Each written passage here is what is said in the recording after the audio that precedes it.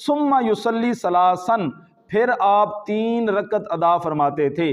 یہ صحیح مسلم ہے اور اس کی پہلی جلد ہے، اس کا صفحہ نمبر 254 ہے۔ نحمدہ ونصلی ونسلم علی رسولہ الکریم، اما بعد، مولاي صلی وسلم دائما ابدا علی حبیبک خیر الخلق کلہم۔ قابل قدر ناظرین سامعین، آج ہم آپ کے سامنے احناف کے نزدیک نماز وطر کا جو سنت کے عین مطابق طریقہ کار ہے، اس کے اوپر دلائل اور اس کا ٹھوس قسم کا ثبوت آپ حضرات کے سامنے پیش کرنا چاہتے ہیں۔ اور اس کی وجہ یہ ہے کہ ایک دوست نے آج سوال کیا، بعض حضرات کہتے ہیں کہ نماز وطر 1 رکعت پڑھی جائے، بعض کہتے ہیں کہ درمیان میں سلام پھیر دیا جائے، اور بعض حضرات کہتے ہیں کہ 2 رکعت کے بعد جو تشہد ہے اس کو بیٹھے بغیر ہی تیسری رکعت کے اندر کھڑے ہو جائیں۔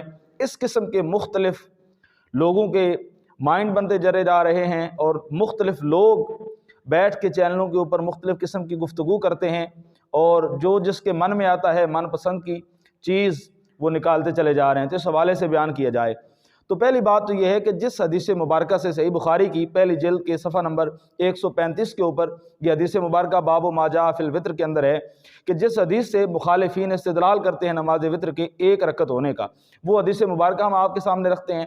پھر اس حدیث مبارکہ سے ہمارا استدلال اور اس کے اوپر دلائل میں حدیث مبارکہ وہ آپ حضرات کے سامنے رکھیں گے۔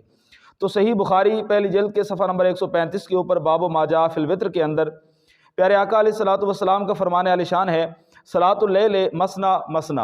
آپ صلی اللہ علیہ وآلہ وسلم نے فرمایا رات کی نماز 2 رکعت ہے۔ فَإِذَا خَشِيَ أَحَدُكُمُ الصُّبْحَ صَلَّىٰ رَكْعَةً وَاحِدَةً، پس جب کسی کو تم میں سے خوف ہو کہ صبح نہ ہو جائے تو وہ 1 رکعت پڑھے، تُوتِرُ لَهُ مَا قَدْ صَلَّىٰ، جو اس نے پڑھی اس کے ساتھ اس 1 رکعت کو ملا کے اپنے نماز جو وطر ہے اس کو ادا کر لے۔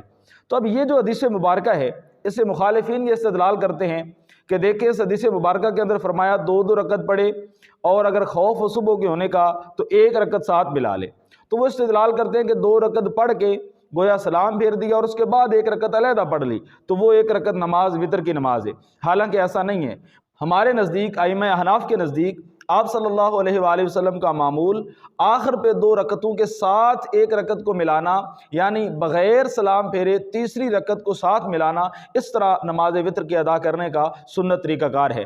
اب سوال یہ پیدا ہوتا ہے کہ ہمارے اس استدلال کے اوپر ہمارے پاس کون سی دلیل ہے کہ آپ صلی اللہ علیہ وآلہ وسلم آخری جو 2 رکعت نماز تہجد کی پڑھتے تھے تو آخری 2 رکعتوں کے ساتھ تیسری رکعت کو ملا کے آخر پہ 3 رکعت نماز آپ وطر عطا فرماتے تھے؟ تو اس کی دلیل میں صحیح مسلم کی پہلی جلد ہے، اور صحیح مسلم کے اندر پیارے آقا علیہ الصلوۃ والسلام کی پیاری زوجہ محترمہ سیدہ طیبہ عائشہ صدیقہ عفیفہ رضی اللہ تعالیٰ عنہا، انہوں نے ظاہر ہے گھر والی ہیں تو گھر کے معاملات کو وہ بہتر طریقے سے جانتی ہیں، آپ صلی اللہ علیہ وآلہ وسلم کی نماز کو بیان کیا۔ اس کے حوالے سے یہاں پہ فرمایا کہ آپ صلی اللہ علیہ وآلہ وسلم 4 رکعت ادا فرماتے تھے، ان کے حسن کا اور ان کی طوالت کا مت پوچھو۔ پھر فرمایا کہ ایسی خوبصورت آپ 4 رکعت ادا فرماتے تھے، فلا تسأل عن حسنہن وطولہن، ان کے حسن و جمال کا اور طوالت کا مت پوچھو۔ ثم یصلی ثلاثا، پھر آپ 3 رکعت ادا فرماتے تھے۔ یہ صحیح مسلم ہے اور اس کی پہلی جلد ہے، اس کا صفحہ نمبر 254 ہے۔ اس کے اندر آپ صلی اللہ علیہ وسلم کی نماز وطر کو بیان کرتے ہوئے فرمایا ثم یصلی ثلاثا، پھر 3 رکعت ادا فرماتے تھے۔ وہ سیدہ عائشہ صدیقہ رضی اللہ تعالیٰ عنہا آپ کا یہ فرمانا اور اس عمل کو نقل فرمانا اس بات کی دلیل ہے کہ آپ صلی اللہ علیہ وسلم 3 رکعت اکٹھے وطر ادا فرماتے تھے۔ اور یہاں پہ صحیح بخاری کے اندر ہی باب ما جاء فی الوتر کے اندر پہلی جلد کے اندر حضرت سیدنا صدیق اکبر رضی اللہ تعالیٰ عنہ آپ کے پوتے حضرت قاسم انہوں نے بیان کیا اور امام بخاری نے نقل کیا، فرمایا وقال القاسم ورائینا اناسا منذ ادرکنا یوترون بثلاث، فرمایا کہ حضرت قاسم فرماتے ہیں حضرت ابوبکر صدیق رضی اللہ تعالیٰ عنہ کے پوتے کہ جب سے ہم نے ہوش سنبھالا ہے ہم نے لوگوں کو 3 رکعت وطر پڑھتے ہوئے ہی پایا ہے۔ تو یہ صحیح بخاری کے اندر امام بخاری کا اس بات کو نقل کرنا کہ حضرت قاسم نے فرمایا کہ ہم نے جب سے ہوش سنبھالا ہے ہم نے لوگوں کو 3 رکعت وطر ہی پڑھتے ہوئے پایا ہے، یہ بھی اس بات کی دلیل ہے کہ آپ صلی اللہ علیہ وسلم 3 رکعت وطر جو ہے وہ اکٹھے ادا فرماتے تھے۔ اسی طرح مختلف احادیث مبارکہ کی کتب کے اندر सुनन दार कुतनी के अंदर प्यारे आका अलैहिस्सलातु वस्सलाम का फरमाने अलिशान है, वित्रुल लैल सलासुन का वित्र नहार सलातुल मगरिब, कि रात के 3 वितर हैं जिस तरह दिन के वितर मगरिब की नमाज है। अब मगरिब की भी 3 रकत हैं और वितर की भी आप सल्लल्लाहु अलैहि वसल्लम ने फरमाया कि 3 रकत हैं। इसी तरह इमाम हाकिम ने इस बात को नकल फरमाया अपनी मुस्तदरक के अंदर और वाज़े किया कि फरमाया हाज़ा हदीसुन सहीहुन अला शर्त सहीहैन, कि फरमाया ये सहीहैन की शर्त के ऊपर और शेखैन की शर्त के ऊपर बिल्कुल सही हदीस मुबारक है कि प्यारे आका अलैहिस्सलातु वस्सलाम ला युसल्लिमु फिर रकअतैनिल ऊलयैन मिनल वित्र, कि आप वित्र की पहली 2 रकातों के बाद सलाम नहीं फेरा करते थे। तो इन तमाम दलाइल से और अहादीस मुबारक से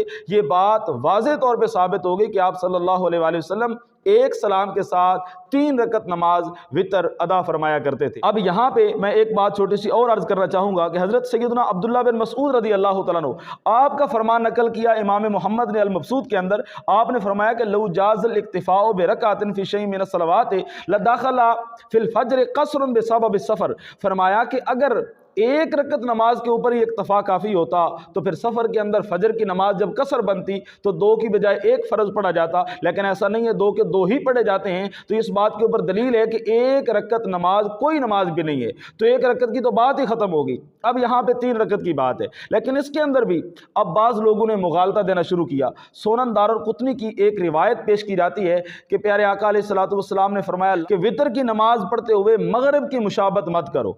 अब मगरिब की मुशाबत से क्या मुराद है?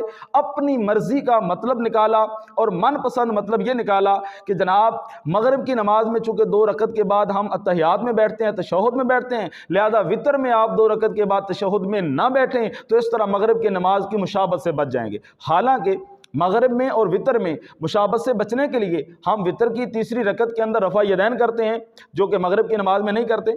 वितर की नमाज में हम दुआए कनूत पढ़ते हैं, जो कि मगरिब की नमाज में नहीं पढ़ी जाती। मगरिब की तीसरी रकत के अंदर सिर्फ सूरत फातिहा पढ़ते हैं, जबकि वितर के अंदर सूरत फातिहा के साथ सूरत भी मिलाते हैं और बाद में तकबीर भी कहते हैं और बाद में दुआए कनूत भी पढ़ते हैं। तो इतना सारा फ़र्क मौजूद है वितर का और मगरिब का आपस में। लेकिन यहाँ पे अपनी तरफ से एक बात कही गई कि जनाब तशहुद में ना बैठा जाए, हालांकि ऐसी कोई नमाज नहीं है कि 3 रकातें इकट्ठी पढ़ी जाएं और दरमियान में तशहुद भी ना किया जाए, दरमियान में क़ादा ऊला भी ना किया जाए। तो ये अपनी तरफ से एक बात कही गई, इसके ऊपर हदीस मुबारक में कहीं कोई दलील मौजूद नहीं है। हमारे नज़दीक अगर फ़र्क करना है तो फ़र्क तो हो जाता है जब हम रफ़ा यदैन कर देते हैं, जब हम दुआए कनूत पढ़ देते हैं। हाँ अलबत्ता सुनन दार कुतनी के अंदर जो हदीस मुबारक है कि मगरिब के साथ मुशाबत ना करो, उससे पहले भी अल्फाज हैं और वो अल्फाज ये हैं कि 5 रकत पढ़ लो या 7 रकत पढ़ लो, मगरिब के साथ मुशाबत ना करो। इसका मतलब हमारे बुजुर्गान दीन ने यह बयान फरमाया, फिर मैं इसका मतलब यह है कि मगरिब की नमाज तुम अकेली मगरिब की ही पढ़ते हो तो वितर के सिर्फ अकेले ना पढ़ो, बल्कि उससे पहले तहज्जुद की नमाज भी पढ़ो, 2 रकत पढ़ो, 4 रकत पढ़ो। तो 7 अगर वितर पढ़ोगे तो ज़ाहिर वो 7 रकत बन जाएंगी। अगर पहले 2 रकत नमाज तहज्जुद पढ़ोगे उसके बाद वितर पढ़ोगे तो टोटल 5 रकत बन जाएंगी। तो इस तरह मतलब है कि सिर्फ वितर ना पढ़ो बल्कि 7 तहज्जुद की नमाज भी पढ़ लो, ना कि उसका ये मतलब लेना उसके अंदर दूसरी रकत के बाद तशहुद पे ही ना बैठे जाएं। तो ये बिल्कुल एक बेमाना सी बात है। हालांकि हदीस मुबारक के अंदर वाज़े तौर पे इमाम हाकिम ने नकल किया कि ला युसल्लिमु फिर रकातैनिल ऊलयैन मिनल वित्र, कि आप सल्लल्लाहु अलैहि वसल्लम वितर की पहली 2 रकातों के बाद सलाम नहीं फेरते थे। इस बात का नकल करना ही इस बात की दलील है कि आप सल्लल्लाहु अलैहि वसल्लम 2 रकातों के बाद बैठते थे, क्योंकि नकल ये किया कि सलाम नहीं फेरते थे, तो मालूम हुआ कि बैठते थे। इसका मतलब है आप सल्लल्लाहु अलैहि वसल्लम वितर की 2 रकत के बाद तहियात में बैठते थे, उसके बाद आप सल्लल्लाहु अलैहि वसल्लम तीसरी रकत में खड़े होते थे। उम्मीद है हमारे नाज़रीन को हमारी ये बात पसंद आई होगी। दुआ है कि अल्लाह रब्बुल इज़्ज़त हमें अमल की तौफीक अता फरमाए।